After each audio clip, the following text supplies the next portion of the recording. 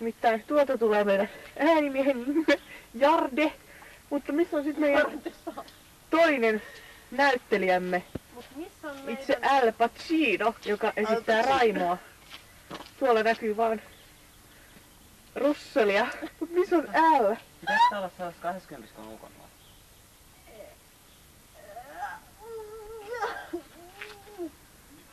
Häh? Tää on. Kun se on se kulma. Nyt se on niinku näin. Ja sit se on niinku näin. Ahaa! Ei sen tarvi. Mitä Pekka sanoi teille, kun te menitte sitä pois? Sanoin, että on puolen tunnin päästä, eli 10 minuutin päästä ennen kuin aloitetaan. No hei, nyt Pekka tänne, Peke tänne heti. Pacino. Pacino meni niin Pacino. Missä on Al Pacino? Siis mä pistän tän 90. Niin se ollutkin, eikö se ollut koko ajan?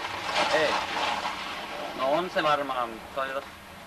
Soitas niinku Äänimiehemme Jarde. 110 Ammattimainen. 110 ehkä oli äsken. Äänimiehemme Jarde tietää mitä hän tekee. Mä tiedän homma. Lähtisikö me sit Äliä etsimään? Joku lähtee mun kanssa, mä en tuu yksin. Älimäkkiä tulee. Äl taitaa. Ään ensin. Jaha. Onhan se hieman hajamielinen, mutta työnsä se kyllä hoitaa. Ja sairasteleekin vaan lomalla.